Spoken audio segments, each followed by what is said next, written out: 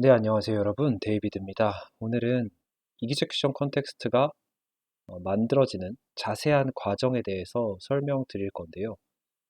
먼저 저번 시간에 설명드렸던 이기젝션 컨텍스트의 정의와 그 종류 세 가지에 대한 강의를 보고 오시면 이번 강의를 이해하시는 데 큰 도움을 받으실 수 있을 겁니다. 그러면 제가 바로 오늘 이기젝션 컨텍스트가 만들어지는 자세한 과정에 대해서 설명드리겠습니다. 저번 시간 잠깐 복습을 하면요. 이기제큐션 컨텍스트라는 것의 정의는 자바스크립트가 실행이 될 때 필요한 세 가지, 즉 variable object, 스코프 체인, 마지막으로 디스값 이 세 가지가 주로 이제 펑션 단위로 필요한데 그 필요한 펑션 단위로 필요한 세 가지를 묶어서 이기제큐션 컨텍스트라고 부른다고 설명을 해드렸습니다. 오늘은 그 이기젝션 컨텍스트가 생성되는 단계에 대해서 두 가지로 나뉘어서 설명을 드릴 거고요. 그리고 그것이 이제 실제 코드를 보면서 어떻게 생성되는지 실제 사례까지 이어서 바로 설명을 해드리겠습니다. 먼저 그 두 가지 단계입니다. 첫 번째는 크리에이션 페이즈라고 해서 만들어지는 크리에이션 단계고요. 두 번째는 이기젝션 페이즈라고 해서 실행 단계입니다.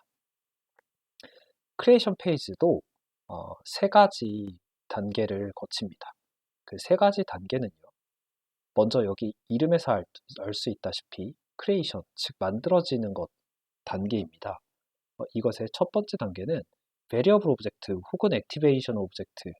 여기서 이 activation object는 사실 variable object랑 똑같은 말이에요. 근데 왜 이름이 다르냐? 이 activation object는 특별한 variable object입니다. 무엇에서 특별하냐? 이 variable object가 일반 함수를 대상으로 생성되는 변수 오브젝트라고 한다면 이 액티베이션 오브젝트는 글로벌 영역의 글로벌 스코프에 있는 글로벌 이기젝션 컨텍스트에 해당하는 베리어블 오브젝트예요. 즉, 액티베이션 오브젝트는 베리어블 오브젝트의 한 종류인데 베리어블 오브젝트가 일반 함수, 펑션의 베리어블 오브젝트라고 한다면 액티베이션 오브젝트는 글로벌 영역, 글로벌 스코프의 글로벌 이기젝션 컨텍스트의 이제 variable 오브젝트다. 그래서 액티베이션 오브젝트라는 특별한 이름으로 부른다라고 이해하시면 되겠습니다. 그리고 넘어가서 그렇게 이제 variable 오브젝트를 만들고 나서 두 번째 단계로 스코프 체인을 만듭니다. 스코프 체인은 여러분 스코프에 대해서는 저번 시간에서 제가 스코프 강의에서 설명드렸던 것처럼 변수가 동작하는 영역이라고 이해하시면 편한데요. 변수가 그 이제 유효한 영역이죠.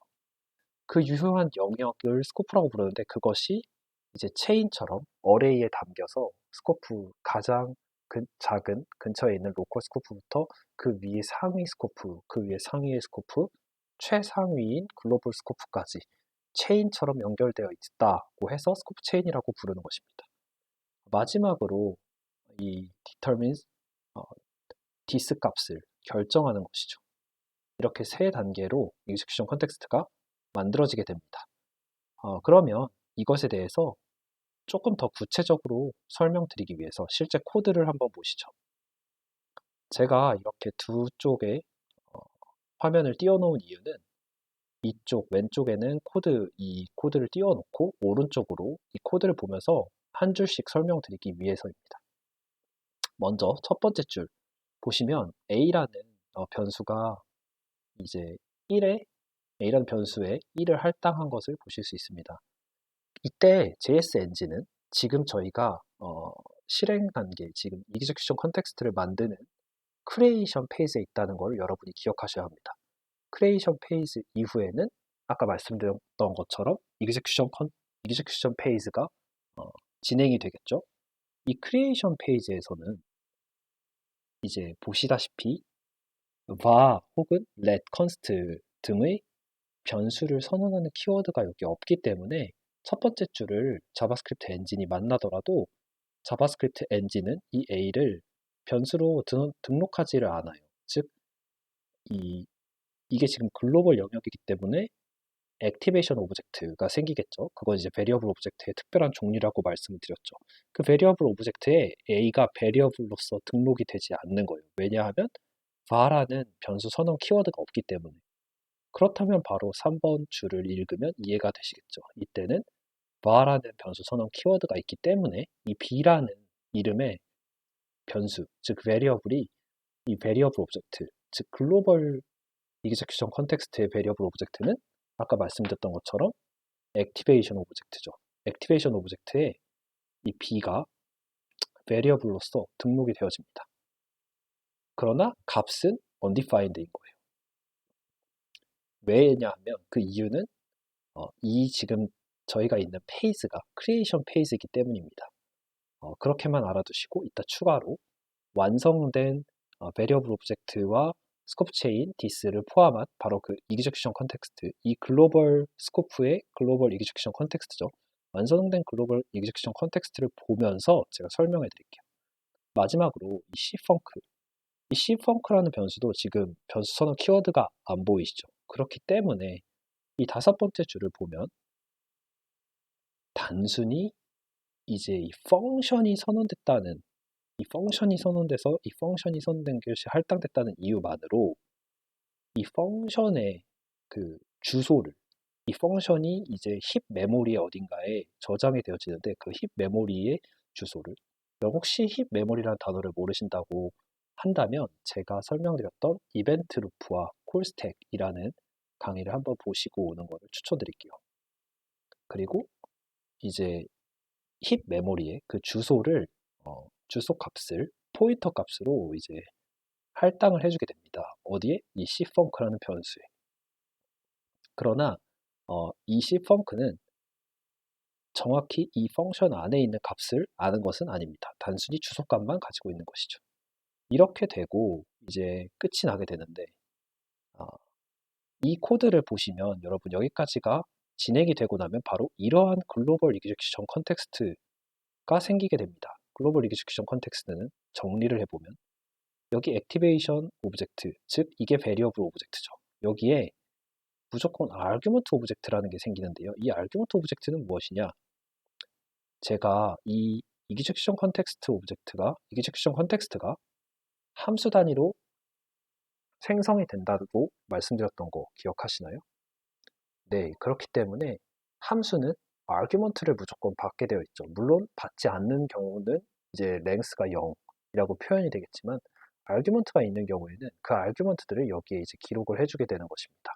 그러나 글로벌 영역은 함수가 아니기 때문에 당연히 아규먼트가 하나도 없죠. 따라서 아규먼트 오브젝트에는 어떠한 아규먼트도 없고 length가 0이 되는 것입니다. 만약에 아규먼트가 a라는 아규먼트가 주어졌다. 그러면 여기에는 0이라고 표시하고 그 값으로 그 주어진 아규먼트의 이름인 a를 값으로 키값은 0, 숫자 0부터 시작해서 0, 1, 2, 3 이렇게 가고요. 뒤에는 이제 a라는 아규먼트, 즉 이제 변수의 이름을 값으로 할당해주게 됩니다. 지금은 글로벌 이그제큐션 컨텍스트이기 때문에 어떠한 아규먼트도 없기 때문에 저희가 이제 length를 0이라고 쓴 것을 확인하실 수 있고요. 그리고 여기 아까 설명드렸던 b, 여기 있는 걸 보실 수 있죠. b가 키값으로 들어가 있고 왜냐하면 이거는 variable 오브젝트니까 지금은 글로벌 이그제큐션이기 때문에 액티베이션 오브젝트니까 이 b가 선언되어 있고 왜 undefined냐? 아직 우리가 create 페이지이기 때문입니다. 그럼 이 값은 언제 채워지냐? 조금 있다가 보게 될 이그제큐션 컨텍스트에서 이그제큐션 페이지에서 이 값이 채워지게 됩니다.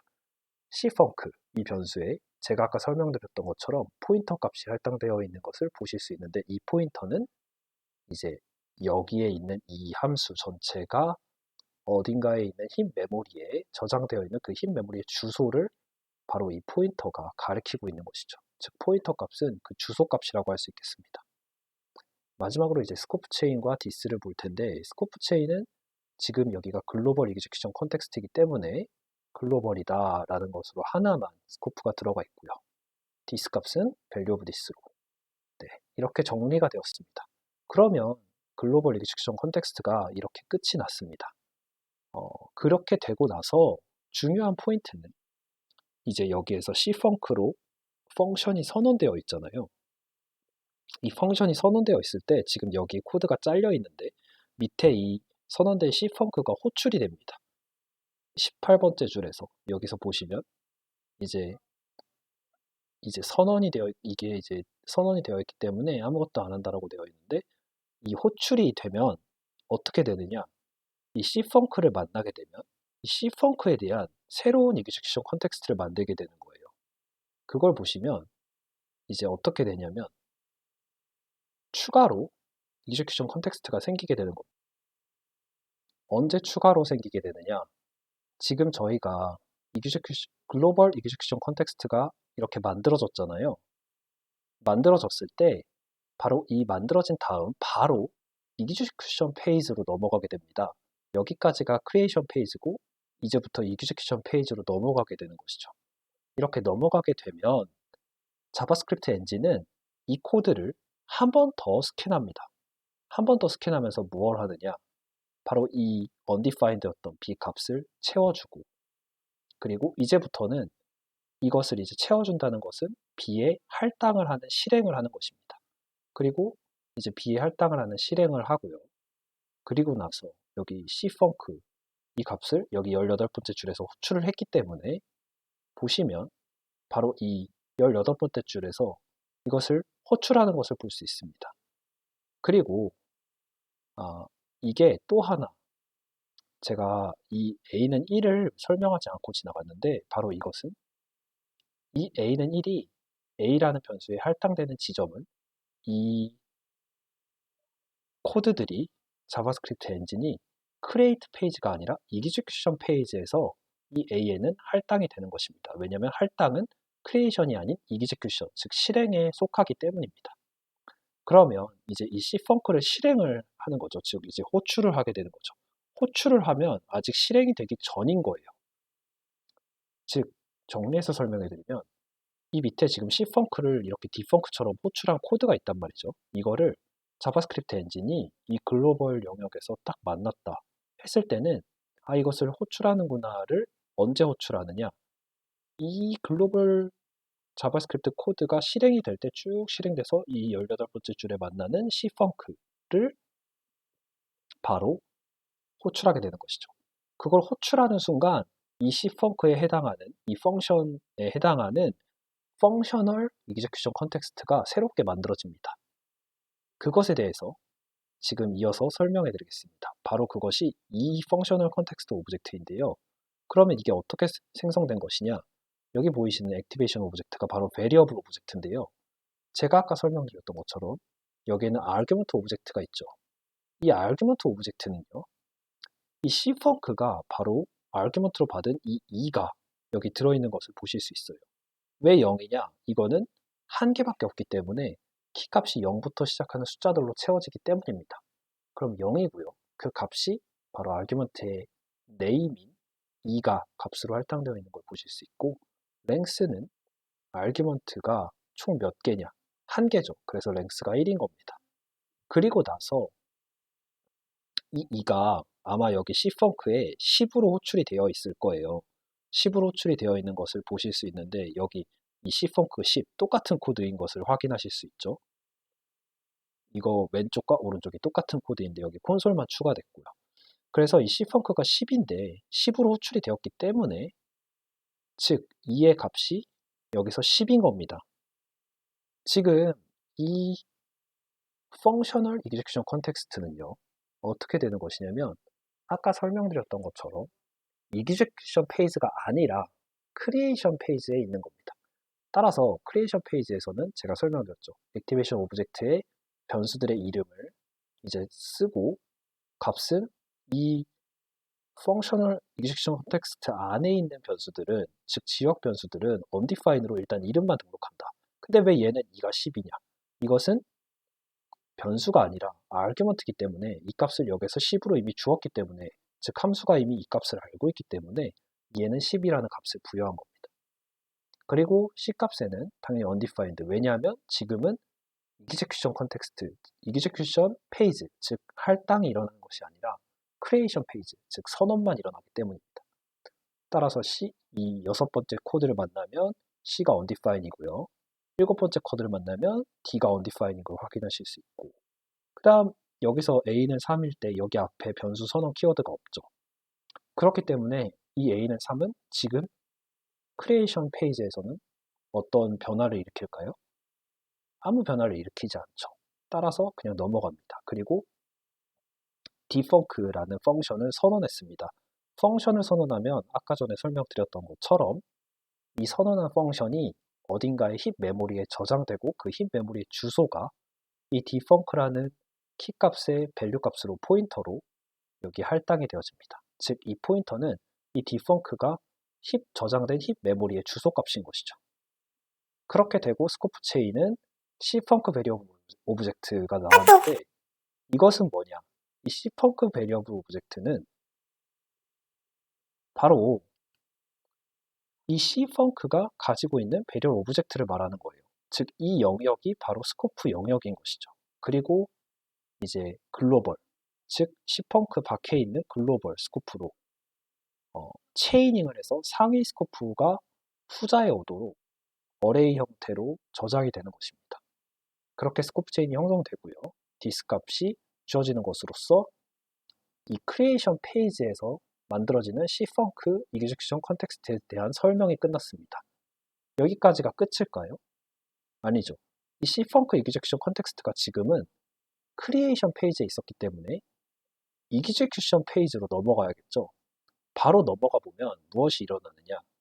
이 만들어진 걸 가지고 이제 이 안에 코드를 실행을 하는 겁니다. 실행을 한다는 건 C는 10라고 해서 이 C에 10이라는 값을 할당하고요.